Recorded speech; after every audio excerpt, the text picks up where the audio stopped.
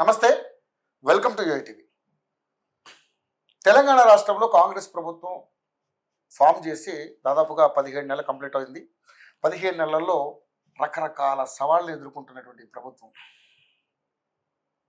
మరి నిజంగానే 6 గ్యారెంటీల విషయంలో కావచ్చు, ప్రజాపాలన పేరుతో కొనసాగిస్తున్నటువంటి పరిపాలన విషయంలో కావచ్చు, ఆల్రెడీ ప్రజల నుంచి అనేక రకాలైనటువంటి విమర్శలు ఎదుర్కొంటుంది. ఇటు ప్రతిపక్షాలు కూడా బీఆర్ఎస్ కావచ్చు, బీజేపీ కావచ్చు, ఇరుకుని పెట్టే కార్యక్రమం చేస్తూ ఉన్నారు. ప్రతి అంశంలోనూ కాంగ్రెస్ ప్రభుత్వాన్ని ఎండగట్టే కార్యక్రమం చేస్తూ ఉన్నారు.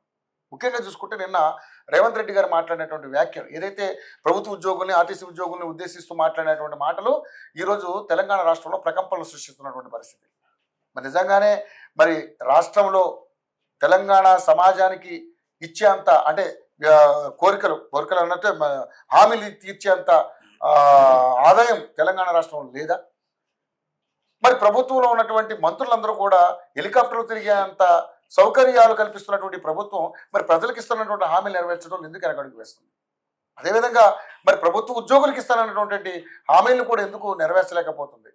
ఇవన్నీ అడిగితే రేవంత్ రెడ్డి గారు ముఖ్యమంత్రిగా ఆ స్థానంలో ఉండి చేతులు ఎత్తేసే కార్యక్రమం చేశారు. సో మన దగ్గర డబ్బులు ఎదుగు నన్ను చంపు తినండి అనే మాట మాట్లాడుతున్నారు.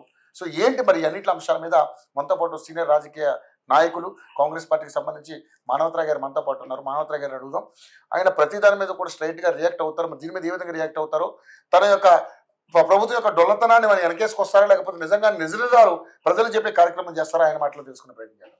నమస్తే అండి మానవతరాయ్ గారు. నమస్తే మానవతరాయ్ గారు, ఈ అంశం మీద ఇంటర్వ్యూ చేయాలంటే నాకే ఏదోలాగా ఉంది, బట్ తప్పదు. ఎందుకంటే రేవంత్ రెడ్డి గారు సాక్షాత్తు రాష్ట్ర ముఖ్యమంత్రి గారే, ఆయన మాట్లాడిన విధానం చూస్తే ఈ ప్రభుత్వం ఏంటి అంటే, ఈ ప్రభుత్వం అంచనాలకు మించి అంటే ప్రజలకి విపరీతమైనటువంటి హామీలు ఇచ్చి బొక్కబోర్లా పడిందని కొంతమంది మాట్లాడుతూ ఉన్నారు. రాష్ట్ర ఆదాయం 18,500 కోట్లు, ఏది ఆపితే ఏది మనం ఇది చేసుకోగలం. సో మరి ధరలు పెంచి మీ కోరికలు తీర్చాలని ఆయన కొంచెం అనాలిసిస్ చేసి చెప్పారు. సో ఇది నిజంగానే ఇది కేవలం ప్రభుత్వం యొక్క డొల్లతనాన్ని బయటపెట్టింది. ఆయన చేతులు ఎత్తేసారు. ఇక్కడ ప్రభుత్వం ఏం చేయలేని నిస్సహాయ స్థితిలో ఉందని చెప్పేసి రకరకాల విమర్శలు, అసలు మామూలుగా కాదు, ట్రోల్స్ కూడా చేస్తా ఉన్నారు. ఏంటి దీని మీద ఏం సమాధానం చెప్తారు మానవరాయ్ గారు? ఇప్పుడు డొల్లతనం కాదు ఇది. ఉన్నటువంటి స్థితిని బయటపెట్టి ప్రతిపక్షాలనే బోర్లా బొక్కల పడేటట్టు చేయటం జరిగింది. ఉన్నటువంటి స్థితిని అంతే ప్రతిపక్షాలనే బోర్లా బొక్కల పడేసారు. గతంలో అంతకుముందు మీకు తెలీదా? మేము నాకు తెలుసు. అప్పుడు మేమే కన్నది. ఈ రాష్ట్రం ఇంకా నిజంగా రేవంత్ రెడ్డి గారు లాంటి నాయకుడు కాంగ్రెస్ ప్రభుత్వం రాకపోతే అసలు ఘోరంగా సొమాలియాలో ఎట్లుండేదో, లూటీలు ఎట్లుండేదో అట్లా జరిగేది ఈ తెలంగాణ రాష్ట్రం. ఆ బారి నుండి కాపాడుతున్నారు. ఎట్లా కాపాడుతున్నారు? దుబారా లేకుండా పొదుపు చేసుకుంటూ బడ్జెట్ పద్మనాభం లెక్క రేవంత్ రెడ్డి ఒక ముఖ్యమంత్రిగా వ్యవహరిస్తూ ఎక్కడ ఏమి ఇవ్వాలని చెప్పి 1వ తారీఖున ప్రభుత్వ ఉద్యోగులు జీతాలు ఇచ్చుకుంటూ 6 గ్యారంటీలలో దాదాపు 98% అంటే 2 మాత్రం ప్రధానంగా ఆసరా పెన్షన్లు పెంచలేదు. అదేవిధంగా మహిళలకు 2,500 ఇవ్వలేదు. ప్రధానంగా అంశాలు కళ్యాణ లక్ష్మి అయితేనే ఉంది, షాదీ ముబారక్ ఇస్తూనే ఉన్నాం, నిరుద్యోగ భృతి కూడా ఇస్తాం. ఎప్పుడు అంచెల ఏది ఫస్ట్ ప్రాధాన్యమైన అంశాలు ముందు రైతులు, అన్నం పెట్టే రైతన్న దేశానికి అవసరం. ఆ రైతులు కూడా సాటిస్ఫాక్షన్ గా లేరు కదా. నన్ను చెప్పనివ్వండి, అన్నం పెట్టే రైతన్న ఎందుకు లేరు? రైతులు సంతోషంగా ఉన్నారు. 25 లక్షల మంది రైతులకు 2 లక్షలు రుణమాఫీ చేస్తే రైతన్నులు సంతోషంగా ఉండరా? ఎవరో ఒకళ్ళో ఇద్దరు వాళ్ళ స్వయంకృతాపరాధం మూలంగా రుణమాఫీ రాని వాళ్ళకు కూడా ఇస్తానంటాను. వాళ్ళు కొద్దిగా ఒకళ్ళిద్దరు ఉంటారు. 100కు 100 మార్కులు ఎవరికి రావు, ఏ ప్రభుత్వాలకు కూడా రావు, ఏ విద్యార్థి కూడా 100కు 100 మార్కులు రావు. ఇక అది వస్తే సంచలనమే. కాబట్టి 54,74,000 మంది రైతులకు రైతు భరోసా ఇచ్చే 4 ఎకరాల వరకు ఈ చిన్న సన్నకారు రైతులు ఎక్కువ ఈ రాష్ట్రంలో, వాళ్ళకి ఇచ్చి కొద్ది మంది కూడా ఇవ్వబోతున్నాం. మేమే చెప్తున్నాం, వాస్తవ పరిస్థితి చెప్తున్నాం. ఎప్పుడు కూడా ప్రభుత్వ పెద్దయినా కుటుంబంలో దాపరికం ఉండకూడదు. మన పరిస్థితి బాగోలేకపోతే పైన పటారం లోటారం అయితే పైన పటారాన్ని చూసి మురిసిపోవద్దు. ఇప్పుడు మీరు లోటారం గురించి కూడా తెలుసుకోవాలి. రుణమాఫీ చేయాల్సింది ఎంతమంది రైతులకి? రాష్ట్రంలో ఉన్న రైతులు అందరగా 2 లక్షలు అర్హులైన వాళ్ళకి అర్హులకే చేశారు. ఇప్పటికి 2 లక్షలు పైన అంటే కట్టుకోండి, 2 లక్షల వరకు మేము చేస్తామన్నాం. కట్ ఆఫ్ ఇచ్చినాం. ఆ కట్ ఆఫ్ నుంచి ఎండ్ ఆఫ్ డేట్ వరకు చేసేసాం. 25 లక్షల పెద్ద సంఖ్య. గతంలో వాళ్ళు చేయలేకపోయారు, విఫలం అయిపోయారు. ₹1,00,000 వాళ్ళు రుణమాఫీ చేయలేకపోయారు. కానీ రేవంత్ రెడ్డి సర్కారు 2 లక్షల రుణమాఫీ దాదాపు అనుకున్నటువంటి ఆగస్టు నుంచి మరి ఒక 5-6 నెలల కాలంలోనే మొత్తం కూడా పూర్తి చేయడం జరిగింది. నేను చెప్పిన కదా, ఎక్కడైనా సరే ఎంత చేసినా సరే ఒక్కళ్ళో ఊరికి ఇద్దరో ముగ్గురో మిగిలిపోతారు. మిగిలినా సరే వాళ్ళను కూడా వాళ్ళకు కూడా ఇస్తామని చెప్పి ప్రభుత్వం చెప్పింది, కానీ ఎక్కడ కూడా ఎగ్గొట్టమని చెప్పారు. గతంలో ఎగ్గొట్టారు. గతంలో ₹1,00,000 రుణమాఫీ చేస్తే అది మిత్తి మాఫీ అయింది తప్ప అసలు మాఫీ కాలేదు. కాబట్టి ఇక్కడ సమస్య ఏడొచ్చింది, ఉద్యోగ సంఘాలు సమ్మెకు చేస్తామని చెప్పి నోటీసులు ఇవ్వడం జరిగింది. సమ్మె చేయొచ్చు, ఉద్యోగ సంఘాలకు మాకు పంచాయతీ లేదు. వాళ్ళు గతంలో మేము హామీలు ఇచ్చినాం, మేనిఫెస్టోలో పెట్టినాం, మా ప్రభుత్వానికి మద్దతు మా పార్టీకి ప్రతిపక్ష పార్టీకి మద్దతు తెలిపారు. కేసీఆర్ వైఫల్యాలపైన కూడా వాళ్ళు మాట్లాడారు.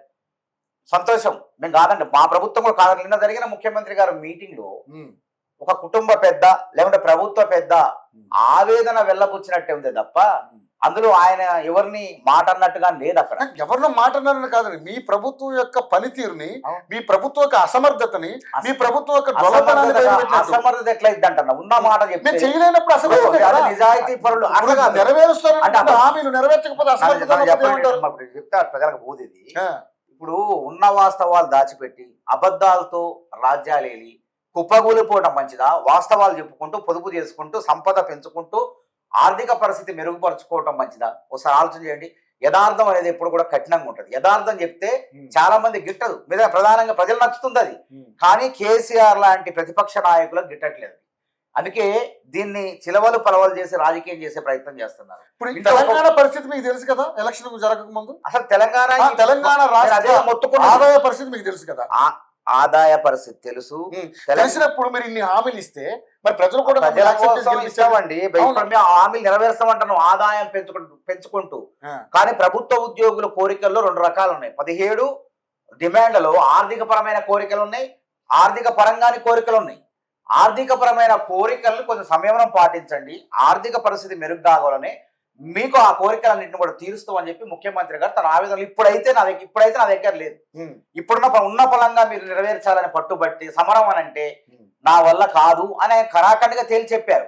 కాబట్టి నేను ఏమంటున్నానంటే ఈ దేశంలో ఏ ముఖ్యమంత్రి కూడా ఇట్లా చెప్పడు. వాస్తవ పరిస్థితులు ప్రజలు చెప్పాలా, అది నిజం. అది రాజ్యాంగంలో నిజంగా ప్రమాణం చేసినటువంటి వాళ్ళు ప్రజలకు రాష్ట్ర ఆర్థిక పరిస్థితి చెప్పి ముందుకు తీసుకుపోవాలి, ప్రజలు రాష్ట్రాన్ని అభివృద్ధి పదం నడపాలా. ఏమంటుండే ఆయన 1వ తారీఖు జీతాలు ఇస్తాడు కదా ప్రభుత్వ ఉద్యోగులకి. 1వ తారీఖు గత ప్రభుత్వం ఇవ్వకపోతే 1వ తారీఖునే జీతాలు ఇస్తాడు. 1-2 దఫాలుగా కొన్ని జిల్లాలకి 15వ తారీఖు వస్తే, కొన్ని జిల్లాలకి 20వ తారీఖు వచ్చాయి, కొన్ని జిల్లాలకి 33 జిల్లాల్లోనే మళ్ళీ ఈ వ్యత్యాసం ఉంది గతంలో. కానీ ఇప్పుడు అట్లా కాదు, 33 జిల్లాల్లో 1వ తారీఖునే జీతాలు ఇస్తూ ఉద్యోగుల గౌరవాన్ని కాపాడు. ఎందుకంటే ఉద్యోగులకు అప్పులు ఉంటాయి, ఈఎంఐలు తీసుకుంటారు.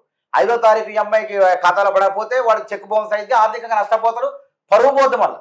కాబట్టి ఉద్యోగుల పరువు మర్యాదలు కాపాడుకుంటూ ప్రభుత్వంలో ఇబ్బంది అయినా 18,500 కోట్ల ఆదాయం వస్తే ఆదాయంలో ఎటువంటి దుబారా లేకుండా ప్రభుత్వ ఉద్యోగుల జీతాలు, కళ్యాణ లక్ష్మి లాంటి సంక్షేమ పథకాలు, 6 గ్యారెంటీలు అమలు చేసుకుంటూ ముందుకు పోతుంది. అందుకే ఆయన ఏమండు, నాకు 22,500 కోట్లు కావాలి, ఈ ప్రభుత్వంలో ఏ ఇబ్బందులు లేకుండా ముందుకు సాగాలంటే ప్రజలందరికీ ఉద్యోగ కోరికలన్నీ కూడా నెరవేరాలంటే కావాలి, కొంచెం ఉపయోగపడండి, ఆర్థిక పరిస్థితిని మెరుగుపరుస్తా.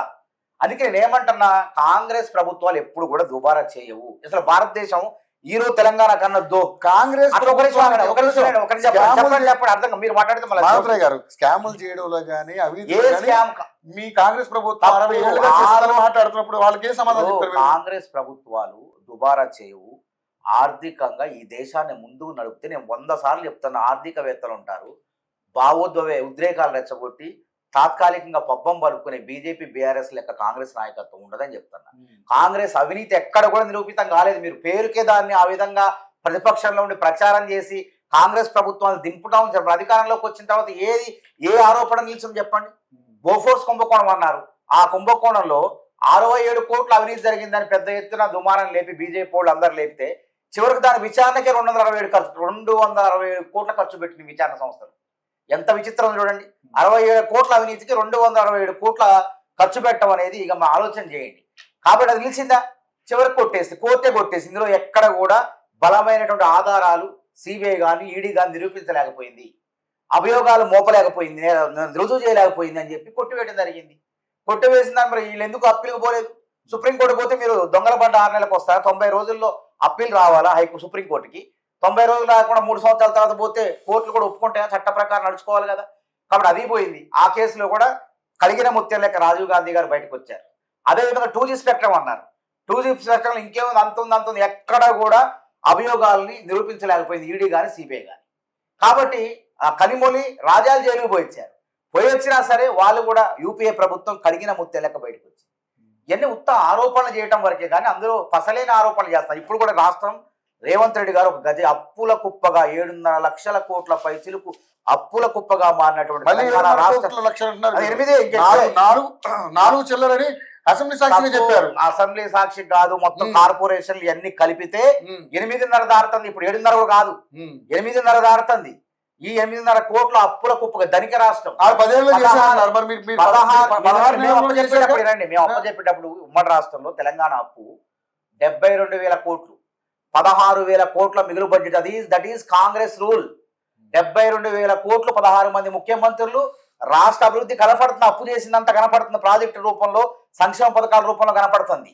కానీ ఇక్కడ కేసీఆర్ 10 ఏళ్ల పాలనలో ధనిక రాష్ట్రం అప్పుల కుప్పగా మారిపోయింది.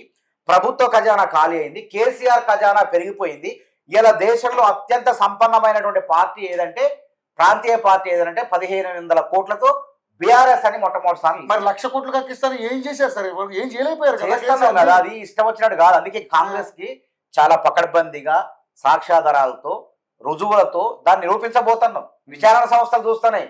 1,00,000 కోట్లు తిన్నాడని వేగ్గా అన్నారా మీరు, లేకపోతే నిజంగానే తెలిసి అన్నారా? మీకు కనపడుతుంది కదా. రకం పనులు కాళేశ్వరం, కూలేశ్వరం తెలంగాణ ప్రజలకు దుఃఖదాయిని. అది ఎందుకు దుఃఖదాయిని అంటన్నా, ఎకరం పంటకు 30,000 ఆదాయం వస్తే దాని కరెంటు బిల్లు ఎకరానికి మొత్తం దాని నిర్వహణకు 46,600 రూపాయలు కావాలి. ఇప్పుడు ఆ నీళ్లు వాడట్లేదా? పంట వాడుతున్నారు, ఆ నీళ్ళు అసలు వాడరు. ఎల్లంపల్లి వాడట్లేదు. వాడితే కొట్టకపోతే, మరి కొట్టకపోతే కాంగ్రెస్ కుట్రంటారు. ఆ నీళ్లు వాడకుండానే ఒక చోట కట్టాల్సిన ప్రాజెక్టులు తిప్పిపోతల పథకంగా మార్చి తమ్మిడిహట్టు దగ్గర కడితే అన్ని రకాలుగా 36,000 కోట్లతో 40,000 కోట్లతో అయిపోయింది. ఇప్పుడు అంచనాలు 1,03,4,000 కోట్లకు దాడిపోయింది. మరి 93,000 కోట్లు ఖర్చు పెట్టారు. ఆ డబ్బులని మళ్ళీ నాసిరకం కట్టారు. మేడిగడ్డ, అన్నారం, సుందేళ్ల కూలిపోయింది. NDA national dam safety authority వాళ్ళే ఇది లోపభూయిష్టంగా ఉంది, ఇది నిర్వహించడం కష్టం అని చెప్పారు. అది కంట్రోలర్ ఆడిటర్ జనరల్ కూడా ఏముంది, వామ్మో ఈ ప్రాజెక్టు తడిసిమో ఒకటవుతుంది, అసలు దీని నిర్వహణే కష్టం, నిర్వహించలేము. దీని మొత్తానికి సంవత్సరానికి దీని కరెంటు బిల్లులే 10,350 కోట్లు. మళ్ళీ దీన్ని మరమ్మతులు కానీ నిర్మాణం కానీ చేయాలంటే, ఏదన్నా మెయింటెనెన్స్ చేయాలంటే దీనికి మళ్ళీ అదనంగా 300 కోట్లు కావాలంటే 10,700 కోట్లు అవసరం అని చెప్పింది. మరి 10,700 కోట్లు కాబట్టి ఎంత పంటకు మనం నీళ్ళు ఇస్తున్నాం? ఎకరానికి 30,000 వస్తే 30,000 వచ్చిందో కూడా చెప్పలేము మనం. 46,600 ఖర్చు పెడుతున్నాం అదనంగా. మరి మనం 18 లక్షల ఎకరాల ఆయకట్టు కన్నాం, ఇంతవరకు వచ్చింది లేదు, సచ్చింది లేదు. కాబట్టి అది కూడా వీళ్ళ ప్రాజెక్టు మూలం కాదు. ఎల్లంపల్లి శ్రీపాదలో నీళ్లు తిప్పిపోసి మళ్ళీ కాంగ్రెస్ ప్రాజెక్టులో మనేరు అవి ఉన్నాయి కరీంనగర్లో, ఆ ప్రాజెక్టులు శ్రీరామ్ సాగర్ లో పోస్తేనే నీళ్ళు వస్తాయి ఇక్కడ దాకా, ఈ సూర్యాపేట దాకా అయినా సరే. వీళ్ళకి అంతైనా కాకతీయ కాలంలోనే ఎక్కడో మళ్ళీ మళ్ళిస్తేనే వస్తాయి. ఈ రోజు నల్గొండ నియోజకవర్గం మొత్తం కూడా ఎండగట్టేశారు, మీరు నీళ్లు ఇవ్వకుండా. ఎండగట్టమంటే కూల్చేద్దాం, మరి ఆ పాపం మన మీద కట్టమంటారు చెప్పండి. ఆ వరదకి వచ్చి ఆ నీళ్లు నింపితే నేషనల్ డ్యామ్ సేఫ్టీ అథారిటీ వాళ్ళు చెప్పారు, మనం కాదు చెప్పింది. దీన్ని వాడకండి, వాడితే బీటర్లు కనబడితే కూలిపోయే పరిస్థితి. బీటర్లు కాదు, మొత్తం భూసార పరీక్షలు లేకుండా కట్టారు. అది భూసార పరీక్షలు చేయకుండా ఇక్కడ ఈ పిల్లలు కట్టాలా వద్దా అని ఆలోచించకుండా ఒక గుర్తు పెట్టుకోండి. మీరు ఇల్లు కట్టారు, మీరు ఎన్ని రోజుల్లో కట్టారు? ఒక 6 నెలల్లో కడతారు. మీరు ఎవడైనా 6 నెలలు అంటే మా సంవత్సరం ఆర్థిక పరిస్థితులు ఓహో ఉంటే 6 నెలల్లో కడతారు. కానీ ఒక ప్రాజెక్టు కట్టాలంటే ఒక 7 ఏళ్ళు 8 ఏళ్ళు కొనసాగుతుంటుంది. అది అట్లాంటి ప్రాజెక్టు పూర్తి కాకుండానే పూర్తయింది అని చెప్పి హడావుడిగా ఆగమేఘాల మీద వేగంగా పేరు ప్రఖ్యాతులు తమ ఖాతాలో వేసుకోవడం కోసం ప్రాజెక్టు కడితే అనేది కుప్పకూలిపోయింది. అది అందుకే దానికి కుప్పకూలిపోద్ది. బీటలు వాడటం కాదు, అది కూలిపోయినట్టే కదా. ఆల్రెడీ మరమ్మతులు చేసే కార్యక్రమం అదేగా చెప్పింది ఎట్లా చేయాలి. ఒకవేళ ప్రాజెక్టును దాన్ని వినియోగించుకుంటూ మళ్ళీ మేడిగడ్డ దగ్గర కూడా దాదాపు ఎంత ప్రజాధనం, దాదాపు 12-15 కోట్లు వృధా చేశారు. 70 కిలోమీటర్ల మేర కాలువలు దొవ్విన తర్వాత ఇది సరికాదు అని చెప్తే మళ్ళీ దాన్ని తిరిగి తోడి మళ్ళీ మేడిగడ్డ దగ్గర కట్టాల్సి వచ్చింది. తమ్మిడిహట్టి దగ్గర కాకుండా తమ్మిడిహట్టి దగ్గర కట్టాల్సిన ప్రాజెక్టులు మేడిగడ్డ దగ్గర కట్టారు.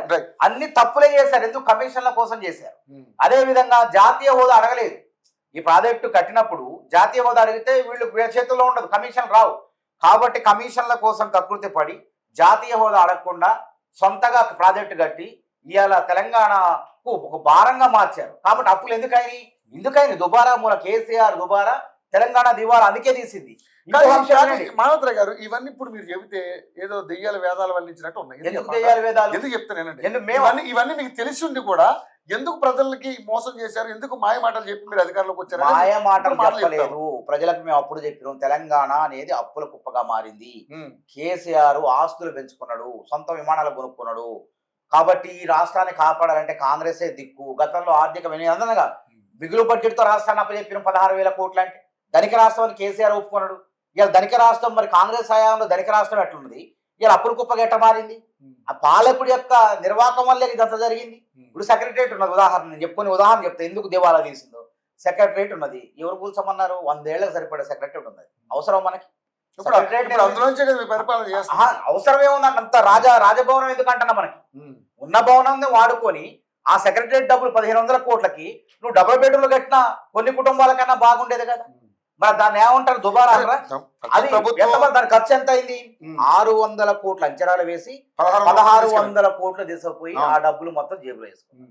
ఏమొచ్చింది? ఏం జరిగింది? మనం అందులో కూర్చొని అదే ఉన్న ఏసీలు అన్నిటినీ భవనాల్ని పడగొట్టి అక్కడ ఆకాశ వేరం లెక్క ఒక రాజమహల్ కడితే ఏమైతుంది? పరిపాలన అదే కదా ప్రజలకి. ఏమైంది? ఖజానా ఖాళీ అయింది దానివల్ల.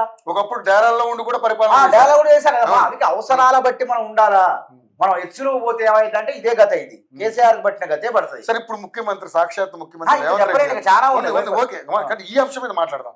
సాక్షాత్ ముఖ్యమంత్రి రేవంత్ రెడ్డి గారు చేతులు ఎత్తేసే కార్యక్రమం చేశారు. ఎందుకంటే ఉన్న ఆర్థిక పరిస్థితులు ప్రజలకు వివరించి కార్యక్రమం చేశారు. ఉన్న ఆర్థిక పరిస్థితుల్ని ప్రజలకి, ఉద్యోగులకి చెప్పే ప్రయత్నం చేశారు. కానీ యాక్సెప్ట్ చేస్తారా ప్రజలు?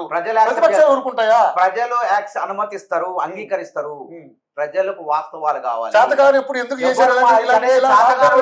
గతంలో పాలించమని ఈ రాష్ట్రాన్ని అభివృద్ధి పదాలను నడపమనిస్తే సొంత ఆస్తులు కూడగట్టుకున్నాడు కావాలని చెప్పి దుష్ప్రచారం చేస్తాడు, విష ప్రచారం చేస్తాడు. ప్రజలు మాత్రం ఒక ఆలోచన కంట కనిపెడతారు, ఆలోచన చేస్తాడు. రేవంత్ రెడ్డి రేవంత్ రెడ్డికి ఆయనకి తేడా చూడండి. ఈయన ఢిల్లీ పోతే ప్రజలతో కలిసి ప్రయాణం చేస్తాడు రేవంత్ రెడ్డి. కేసీఆర్ సొంత విమానం 100 కోట్లు పెట్టి విమానం కొనుక్కొని ఢిల్లీ పోయిండు, చైనా పోయిండు. మరి కేసీఆర్కి రేవంత్ రెడ్డి తేడా లేదా? ఎక్కడ దుబారా ఉంది? కేసీఆర్ లో దుబారా ఉంది కాబట్టి తెలంగాణ దివాలా తీసినా ఒత్తుకుంటున్నాం. అయినా మాకు అవకాశం ఇచ్చారు కాబట్టి ఆ ఇచ్చిన అవకాశాన్ని నిలబెట్టుకునేందుకు మేము ప్రయత్నం చేస్తాం. అందుకే అంటున్నా, గజయితగా లెక్క శ్రమిస్తాడు. అప్పుల ఊబిలో కూరుకుపోయిన రాష్ట్రాన్ని అభివృద్ధి పదం నడిపేందుకు రేవంత్ రెడ్డి ఎట్లా ఒక పక్క జపాన్, దావోసు, చైనా, మన ఉత్తర కొరియా అటుపోయి ఇటుపోయి దాదాపు 2,00,000 కోట్లు పెట్టుబడితో కొన్ని ఒప్పందాలు ప్రారంభమైంది. కొన్ని సంవత్సరాలు ఇన్ఫోసిస్, అమెజాన్ క్యాంపస్లు ప్రారంభమైంది. తర్వాత BMW కార్లు, చైనా కార్ల సంస్థ ఇక్కడ పరిశ్రమ ప్రారంభించింది. ఎక్కడెక్కడో దేశాలు వచ్చి అడిగినా కానీ వాళ్ళు ముందుకు ఆ దేశాల్లో పోకుండా హైదరాబాద్లో అనుకూలంగా వాతావరణం చెప్పి వాళ్ళు వచ్చి చైనా కార్ల కంపెనీ సంస్థ ఇక్కడ BDS అనుకుంటుంది, ఆ కంపెనీని పెడుతుంది. దానివల్ల ఎంతమందికి ఉపాధి అవకాశాలు వస్తాయి సార్ చూడండి, ఆలోచన చేయండి. కాబట్టి కేంద్ర ప్రభుత్వం తప్పు కూడా ఉంది ఇందులో. కేంద్ర ప్రభుత్వం మనకి ఇవ్వాల్సిన డబ్బులు ఇవ్వదు. 1,63,000 కోట్లు అడిగితే చెప్పులు అడిగేదాకా ఢిల్లీ తిరిగి, అందుకే ఆయన ఆవేదనతో మాట్లాడిండు. ఇప్పుడు ప్రభుత్వము అప్పులు తీసుకొస్తున్నారు, ఆస్తులు తనఖా పెట్టి. ఇప్పుడు రేవంత్ రెడ్డి గారు ఇటువంటి వ్యాఖ్యలు చేయడం వల్ల ఈ తెలంగాణ రాష్ట్రం పరువు పోయిందని ఎవరు ఎందుకు అవుతుంది అంటున్నా. ఇప్పుడు మీరు అప్పుల కోసం ట్రై చేస్తా ఉన్నారు, ఎవరు మాత్రం తెలంగాణ చూసి అప్పులు ఇస్తారు? ఈ ముఖ్యమంత్రి ఇలా మాట్లాడుతుంటే ఈ అప్పులు ఎలా వస్తాయి? అప్పులు ఎట్లా వస్తాయి అంటే ఆస్తులు చూసి వస్తాయి. కట్టగలగడా? ఎందుకు అమ్ముతాం? గతంలో అమ్మారు, ఇప్పుడు ఏమైనా అమ్మినాం?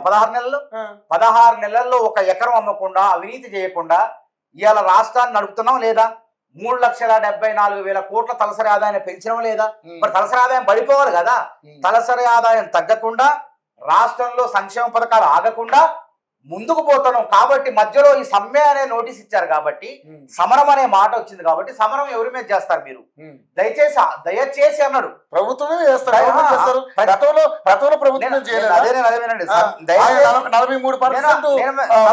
ఫిట్మెంట్ ఇచ్చి వాళ్ళందరూ అక్కురు చేసుకున్నారు. అదే అంట కేసీఆర్ గారు ఎప్పుడో చేయాల్సిన పని ఆలస్యంగా జాప్యంగా చేసిన. అందుకే ఆయన ఆవేదన ఏంటంటే, ప్రభుత్వం అంటే మీరు మేము సభ్యులమే కదా, ప్రభుత్వంలో భాగస్వామ్యమే కదా, ప్రభుత్వ ఉద్యోగులు, ప్రభుత్వంలో పాలకులు భాగస్వామ్యం కదా. ఇప్పుడు మనమందరం కలిసి 89% మంది జనాభా కోసం కొట్లాడతాను, వాళ్ళకు అభివృద్ధి చేయడం కోసం మనం ఉన్నాం. ఎన్నిక కాబడ్డాం, మీరు నియామకం కాబడ్డారు ఉద్యోగులుగా. మీరు ఆలోచించి అడుగులు వేయండి, జాగ్రత్తగా ఆలోచన చేయండి. మీకు కాదంటం లేదు. కాకపోతే మీరు ఇప్పటికిప్పుడే కావాలని కూర్చుంటే నన్ను కోసినా నా దగ్గర డబ్బులు ఎవరు ఉన్న మాట కొండ బద్దలు కొట్టినట్టు కొట్టిండు. ఇందులో మంచి ఉందా చెడు ఉందా, లేదంటే మసిపూసి మారేడికాయ చేసి తీయగా మాటలు చెప్పి గొంతుపోయమంటారా? మంచి ఉంది, ఉన్న విషయాన్ని ఉన్న నిజాన్ని బయట పెట్టండి మీరు మంచిదే, కానీ మీ డొల్లతనాన్ని మీ వాస్తవం. దాని వల్ల రాష్ట్రానికి వచ్చిన ముప్పు లేదు. ప్రపంచ ఆదాయం వచ్చేవాళ్ళు పెట్టుబడులు పెట్టేవాళ్ళు పెడతానే ఉన్నారు, 4వ సిటీ తయారైతేనే ఉన్నది. దానికి వచ్చిన నొప్పేవాడికాయ అంటే ప్రతిపక్షం వాడికి, ఎందుకంటే ఉన్నమాట చెప్పిండు కదా. కాబట్టి ఏం చేయాలో విమర్శించాలంటే ప్రభుత్వాన్ని ఈ వంక తీసుకొని ఈ విధంగా ప్రభుత్వాన్ని బద్నాం చేయాలనే ఆలోచనతో ప్రతిపక్ష పార్టీలు ఉన్నాయి. మరి అక్కడ కేంద్ర ప్రభుత్వం ఒప్పించి ఈరోజు అది కూడా అంతే. దుబారాని మీరు అంటున్నారు, ఎందుకు గతంలో మన ఏదైతే ముఖ్యమంత్రిగా చేసిన దుబారా కేసీఆర్ గారు దుబారా చేశారు, సొంత ఫ్లైట్లు కొనుక్కున్నాడు, అట్లా ఖజానా పెరిగింది అన్నారు.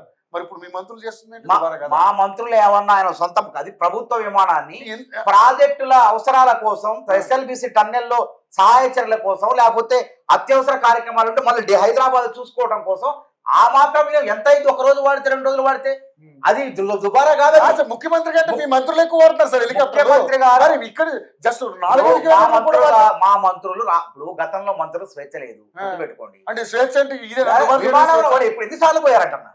మా మంత్రులకు స్వేచ్ఛ ఉన్నది, స్వయం నిర్ణయాధికారం ఉంది.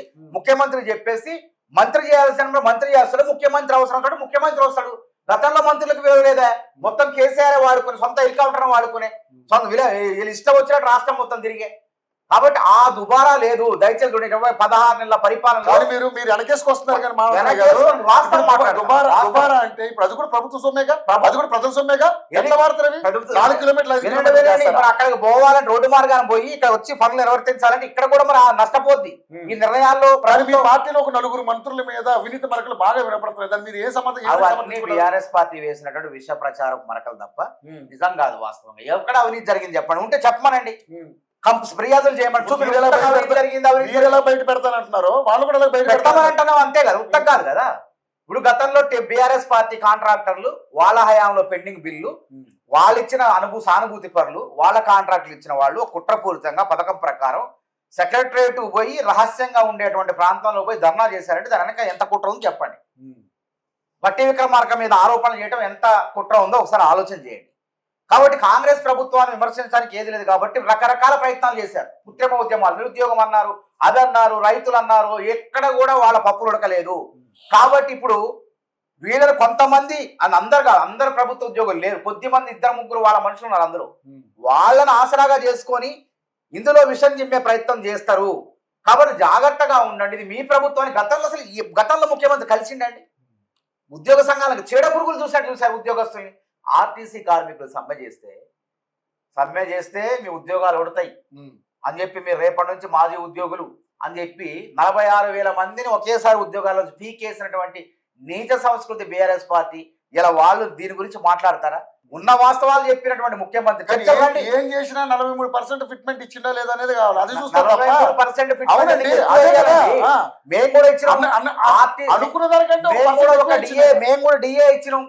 వచ్చిన తర్వాత వాళ్ళు అడిగేది ఏంది? ఇప్పుడు పాత పెన్షన్ విధానం ఏదైతే రిటైర్డ్ అయిన తర్వాత పాత పెన్షన్ విధానం ఉందో ఆ విధానం కొనసాగిస్తాం. హిమాచల్లో కొనసాగిస్తున్నాం. ఇక్కడ కూడా కొంచెం టైం ఏంటంటున్నాం, ఇచ్చిన మాటను మర్చిపోము. కానీ మానత్ర గారు వాళ్ళు 10 సంవత్సరాల్లో వచ్చినటువంటి వ్యతిరేకత మీకు కేవలం 15 కాదండి, అది ఉత్త ప్రచారం. చెప్పిన కదా ఇప్పుడు రేవంత్ రెడ్డి కంటే కేసీఆర్ బెటర్ అనే వాదన రేవంత్ రెడ్డికి కేసీఆర్ కన్నా రేవంత్ రెడ్డి 100 బాళ్ళు నయము, 100 సార్లు నయము అని తెలంగాణ జనత యువత కోరుకుంటుంది. రేవంత్ రెడ్డి నాయకత్వం అనేది గుర్తుపెట్టుకోండి. అసంతృప్తి అనేది ఇప్పుడే రాదు ప్రజల్లో. ప్రతిపక్షాలు ఎమ్మడబడుతుంటే ఓడిపోయిన తెల్లారి నుంచే అది ఇది అని చెప్పి వాళ్ళ అధికారం కోల్పోయారు కాబట్టి మళ్ళీ అధికారం రావడానికి లేనిపోయిన ఆరోపణలు చేస్తారు. అవన్నీ వాస్తవాలు కాదు. గతంలో జరిగిన దుబారా జరగట్లేదు. గతంలో 30 మంది ఆర్టీసీ కార్మికులను చంపిన కేసీఆర్ ఇవాళ ఉద్యోగుల హక్కుల గురించి ఉద్యోగ సంఘాలను రద్దు చేసిండు. యూనియన్ల ఆర్టీసీలో యూనియన్లు రద్దు చేసి ఇలా ఏమంటున్నాం మా రేవంత్ రెడ్డి గారు, పొన్నం ప్రభాకర్. కానీ ప్రభుత్వ ఉద్యోగులారా రండి, తలుపులు ఎప్పుడు బార్లానే తెరుస్తున్నాయి. మా మంత్రుల తలుపులు తెరిచే ఉంటాయి, ముఖ్యమంత్రి తలుపు తెరిచే ఉంటది. మనం కూర్చొని చర్చిద్దాం, పరిష్కరించుకుందాం అనేటువంటి మంచి ప్రభుత్వం, ఇంత గొప్ప ప్రభుత్వం, మంచి ముఖ్యమంత్రి, మంత్రి మండలి ఎక్కడైనా ఉంటుందా? గతంలో మంత్రులకు చర్చలు జరిపే అవకాశం లేదని ఏదైనా ఆయననే. అది కూడా జరిగిందో జరగదో తెలియదా. 30 మంది చనిపోయిన తర్వాత మళ్ళీ వ్యతిరేకతను తెలుసుకొని ఆర్టీసీని మొత్తం ఇవాళ లాభాల బాటలో ఉంది ఆర్టీసీ. ఇలా ఆర్టీసీ లాభాల బాటలో ఉంది. కొంచెం ఇప్పుడే కోలుకుంటుంది. ఈ కోలుకునే పరిస్థితుల్లో సమ్మె వద్దని ఉద్యోగ సంఘాలతో చర్చ జరిపారా లేదా? నిన్న తాస్వత్థామరెడ్డి వీళ్ళంతా మా సంఘాలు ఉన్న వాళ్ళతో చర్చ జరిపారా లేదా? మరి గతంలో జరిగిందా? మీరంతా మిమ్మల్ని రేపటి నుంచి మాజీ ఉద్యోగులు మీరు ఉద్యోగాలు అప్పుడు కూడా చర్చలు జరిగాయండి సార్. కాకపోతే కొన్ని చర్చలు కూడా ఎప్పుడు జరిగి 30 మంది చనిపోయిన తర్వాత ప్రగతి భవన్ కు పిలుచుకొని అప్పుడు ఇప్పుడు పూలే భవన్ అప్పుడు ప్రగతి భవన్ కూర్చోబెట్టి వాళ్ళని చల్లబరిచి అంటే బుగ్గగిల్లి జోలబడినట్టు అన్నం పెట్టి అప్పుడు మళ్ళీ వాళ్ళ ఉద్యోగాల్లో తీసుకున్నాం. కానీ ఇప్పుడు అట్లా కాదుగా, ముందే చర్చలు పిలుస్తున్నాం. వద్దు అని అంటున్నాం, హితబోధ చేస్తున్నాం. వాళ్ళని హెచ్చరించట్లే, హితవు పలుకుతున్నారు ముఖ్యమంత్రి, మంత్రి మండలి హితవు పలుకుతున్నారు. ఇది ఆయన ఇక్కడ విషయం ఏంటంటే ఒక విషయం చెప్పండి. ఇక్కడ ఉద్యోగ సంఘాలు బాగానే ఉన్నాయి, ప్రభుత్వం పట్ల సానుకూలంగా ఉన్నాయి, మమ్మల్ని వాళ్ళు వ్యతిరేకంగా లేదు. అరే వినండి, చూడండి, ఇంటర్వ్యూలు ఇచ్చారు వాళ్ళు. మేము సమరం చేస్తామని లేదు, దయచేసి కొన్ని పత్రికలు కావాలని కుట్రపూరితంగా రాసినాయి, మా లేఖలు చదవండి, మేము సమ్మెకి వెళ్తాం జూన్ లో, మా హక్కులు ఇచ్చిన హామీలు ఉన్నాయి. వాళ్ళు కూడా అన్నారు మే ఏం ఆర్టీసీ వాళ్ళు ఇక్కడ 2 సంఘాలు ఉన్నాయి, టీఎన్జిఓలు ఉన్నారు, తెలంగాణ గెజిటెడ్ ఉద్యోగుల సంఘాలు ఉన్నారు. వీళ్ళంతా నేను వీళ్ళ గురించి మాట్లాడండి. ఆయన ఆర్టీసీ వాళ్ళు కూడా అడిగారు, వాళ్ళ గురించి కూడా చెప్పిండు. అంటే ఈ పక్కన మళ్ళీ పక్కన సింగరేణిలో వాళ్ళు కూడా. కాబట్టి ఇంతమంది ఒకేసారి మూకుమ్మడిగా ఈ విధంగా పోరాటాలు చేస్తే కుదుట ఇప్పటికే కోలుకున్న ఆర్టీసీ ఆగిపోతే, రథచక్రాలు ఆగిపోతే, ప్రగతి చక్రం ఆగిపోద్ది, అభివృద్ధి పదాలు నడుస్తున్న ఆర్టీసీ ఆగిపోద్ది. కొద్దిగా సమయం ఏంటి, మేము చేస్తాం అనేటువంటి ధోరణిలో ప్రభుత్వం ఉన్నది తప్ప నిర్లక్ష్యంగా కార్మికులని వాళ్ళని పట్టించుకోకుండా రాష్ట్ర ప్రభుత్వం గతంలో లాగా లేదు. వాళ్ళు యూనియన్లు రద్దు చేశారు. ఇప్పుడు అడగండి, వాళ్ళ గుండె మీద చేసుకుని చెప్పమనండి.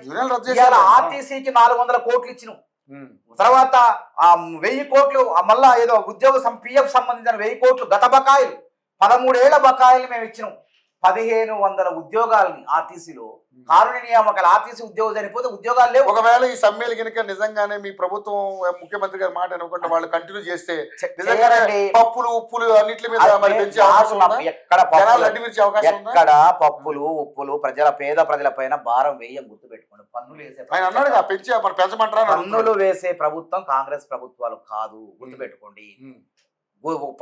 ప్రభుత్వం ఎట్లా ఏ విధంగా ముందుకు పోద్దో మీరు చూడండి. వ్యూహరచన ఎక్సైజ్ మీద ఆదాయం వస్తుంది, స్టాంప్స్ అండ్ రిజిస్టర్ మీద వస్తుంది. ఓకే, ఒకటి అడుగుతాను మానవతరాయ్ గారు, మీరు మామూలుగా ఒక సామాన్యుడికి ఓటర్ గా చెప్పండి, అసలు రియల్ ఎస్టేట్ వల్ల కాంగ్రెస్ ప్రభుత్వం వచ్చినాకనే దాని వల్ల ఎంత ఆదాయం అంటే ఆదాయం ఎంత ప్రాబ్లం వచ్చింది?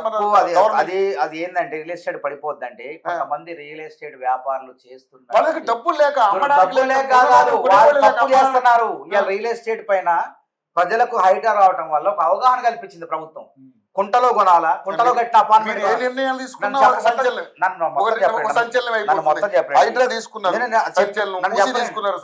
మనం. మీరు ఇప్పుడు నేను చెప్పేది బోధు మళ్ళీ అడ్డుపడితే చెప్పండి. ఇప్పుడు 1500 మందికి కారుణ్య నియామకాలు చేసింది, నాకు మధ్యలో ఆగిపోయింది. అది నేను చెప్పేటప్పుడు మన టాపిక్ డైవర్ట్ అయింది. 1500 మందికి కారుణ్య నియామకాలు ఆఫీసులు ఎప్పుడైనా జరిగినాయి 10 ఏళ్లలో? 3000 ఉద్యోగాలకు ఆర్థిక శాఖ మంజూరు చేసి ఉద్యోగ నియామకాలు చేపట్టబోతారు. వాళ్ళన్నీ కూడా గొంతెమ్మ కోరికలు ఏం కావు, అవి తీర్చగలిగే ఆర్థిక కనీస అవసరాలు కనీస అవసరాలు జీతాలు ఇస్తున్నాం వాళ్ళకి, ప్రతి నెల జీతాలు ఇస్తాం. వేతన సవరణ చేయమంటున్నారు, ఆ వేతన సవరణ కూడా చేస్తాం, తొందర ఏం లేదు. కొద్దిగా ఒక రోజు అటు ఇటు ఆగమంటాను. అందుకే ఏం చేస్తాను, గత ప్రభుత్వం ఏం చేసేది, ఈ సంక్షేమ పథకాన్ని ఆపి ఈడ జీతాలు ఆపి అటు ఆపి ఇటు ఈ గందరగోళం చేసి, అట్లా గందరగోళం లేకుండా ఒక గాడిలో పెట్టేందుకు, గాడి దక్కిన ఆర్థిక వ్యవస్థను గాడిలో పెట్టేందుకు రేవంత్ రెడ్డి ప్రభుత్వం కృషి చేస్తుంది. ఇది గుర్తుపెట్టుకోండి. కాబట్టి రియల్ ఎస్టేట్ అనేది ఎప్పుడు కూడా ఎగువ దిగువ ఉంటుంది. అంటే అత్యధికంగా ఒకసారి ఉంటే కొనుగోలు అంటే సంక్షోభం అని కాదు. వినండి, ఒక పద్ధతి ప్రకారం సబ్ రిజిస్టార్ ఆఫీసులను కూడా ఆధునీకరించడం, అవకతవకలు జరగకుండా ఆన్లైన్ పద్ధతిలో స్లాట్లు బుక్ చేసుకునే విధానాన్ని తయారు చేసాం. భూభారత్ చట్టాన్ని, భూమాత చట్టాన్ని తీసుకొచ్చారు. సరే, కొత్త రెవెన్యూ వ్యవస్థను అయితే తీసుకొచ్చినాం, అన్ని రకాలుగా సంస్కరణ చేయబడుతున్నాం. ఏది చేసినా కాంగ్రెస్ ప్రభుత్వాలు సంస్కరించారు. రియల్ ఎస్టేట్ అనేది ఎప్పుడు కూడా ఉత్తాన పతనాలు ఉంటాయి. ఒక నెలలో కొనుగోళ్ళు ఎక్కువ ఉండొచ్చు, ఒక నెలలో తక్కువ ఉండొచ్చు. కానీ ఈ హైడ్రా వల్ల రాష్ట్ర ప్రజలకు మంచే జరిగింది, అవగాహన వచ్చింది, చెరువులేవి కుంటలేవి, ఈ రియల్ ఎస్టేట్ మాఫియా చెరువుల్ని కబ్జా చేసి కానీ వాటిని ఎంతవరకు అదే రికవరీ 1000 ఎకరాల దాకా అయింది. ఇప్పుడు పోలీస్ స్టేషన్ కూడా ఓపెన్ అవుతుంది ఇలా హైడ్రాకి, ఒక పటిష్టమైన వ్యవస్థ తయారైంది.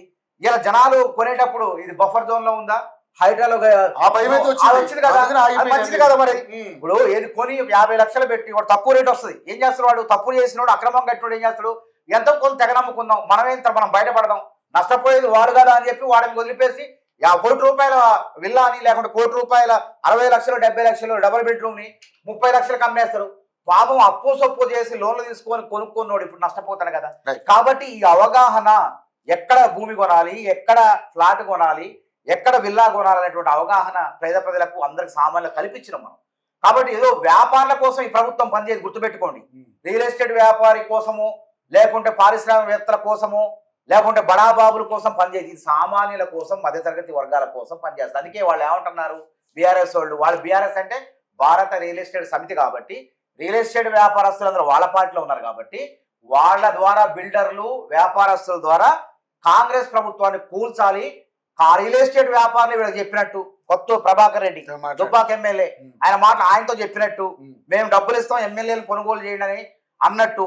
అంటే ఈ ఆలోచనలన్నీ కుట్రలు కుతంత్రాలు వీళ్ళు చేస్తున్నారు. ఎందుకంటే వాళ్ళ ఆటలు సాగట్లేదు, బరాబర్ సాగవు, వ్యాపారస్తుల ఆటలు సాగవు, రియల్ ఎస్టేట్ మాఫియా ఆటలు సాగవు. ఈ రాష్ట్రంలో పేద ప్రజల, మధ్య తరగతి ప్రజల ఆటలు సాగుతాయి. ఎందుకంటే వాళ్ళు డబుల్ బెడ్రూమ్ ఇల్లు కట్టమంటే కట్టలేదు, వాళ్ళు టీఆర్ఎస్ ఆఫీసులు కట్టుకున్నారు. మేము 20 లక్షల ఇందిరమ్మ ఇళ్ళకి 1 లక్ష రూపాయలు చెక్కులు ఇచ్చినాం. 600 ఎస్ఎఫ్టీలో దాదాపు ప్రతి నియోజకవర్గంలో 3500 ఇంతవరకు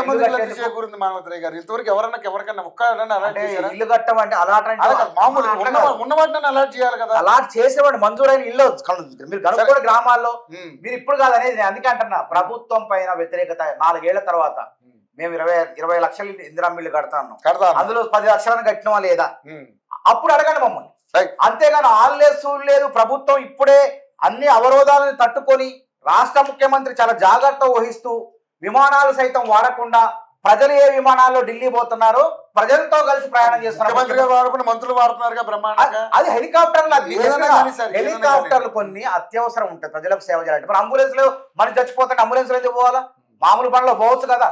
అట్లా కాదు, అత్యవసర సమయంలో మంత్రులు అనేవాళ్ళు హెలికాప్టర్లు వాడతారు. గతంలో లాగా కాదు. మా ముఖ్యమంత్రి పొదుపున్నది అందుకే బడ్జెట్ పద్ధతి లెక్క ఆయన ఈ రాష్ట్రాన్ని గాడిలో పెట్టాలని ప్రయత్నం చేస్తాడు. కాబట్టి నేను ఒకటే కోరుతున్నా మీ టీవీ ద్వారా, ప్రజలారా అర్థం చేసుకోండి, దాపరికం లేకుండా మన ముఖ్యమంత్రి యథార్థం చెప్తాడు. యథార్థం చెప్పేవాళ్ళు నమ్మండి. మాయల మరాఠీలను గతంలో దాచిపెట్టి అంతుంది ఇంతుందని మన మోసం చేసే మోసగాళ్ళు నమ్మితే ఈ రాష్ట్రం ఈ రాష్ట్రంలో దివాలా తీస్తుంది. ఇలా అభివృద్ధి పదం నడవబోతుంది.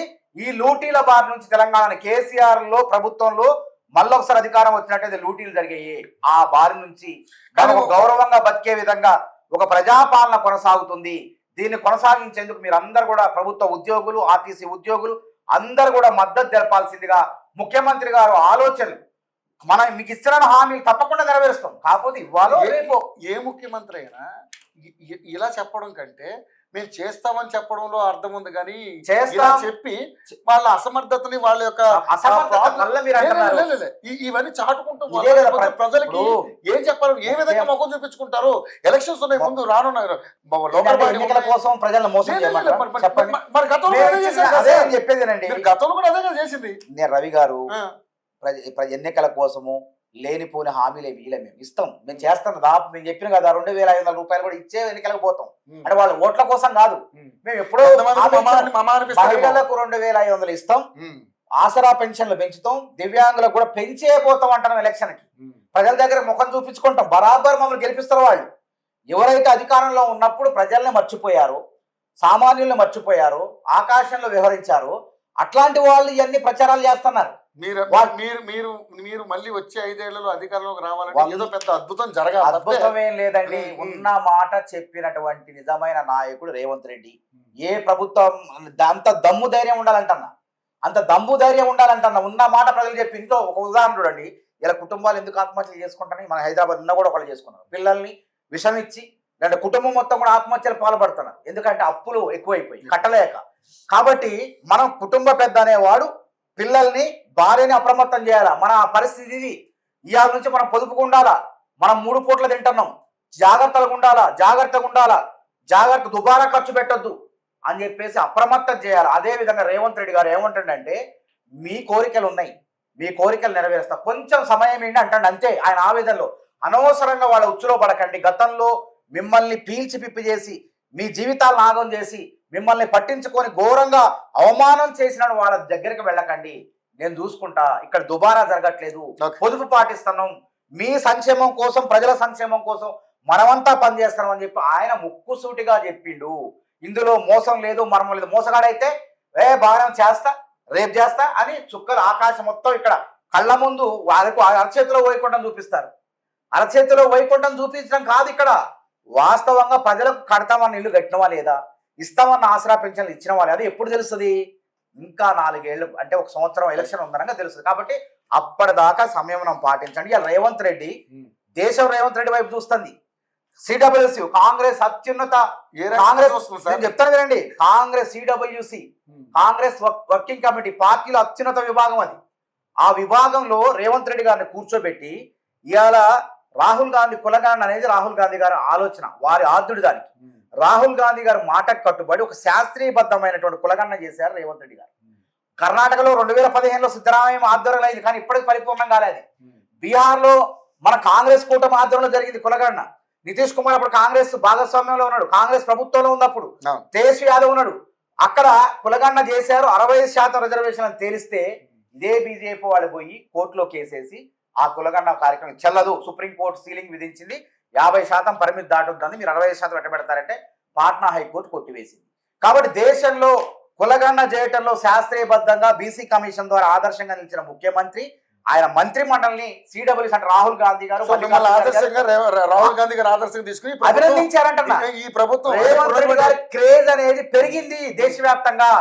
ఇవాళ మోడీ ప్రభుత్వం అవునన్నా కాదన్నా, ఇష్టం ఉన్నా లేకపోయినా ఆదర్శంగా తీసుకున్న కులగణన విషయంలో తప్పకుండా తెలంగాణను అనుసరించాల్సిందే. రైట్, చూద్దాం ఏం జరగబోతుంది అనేది. మనం మళ్ళీ దీని మీద చాలా డిస్కషన్స్ ఉంటాయి కాబట్టి మళ్ళీ కలుద్దాం. థ్యాంక్ యూ మానవతరాయ్ గారు, థ్యాంక్ యూ సో మచ్.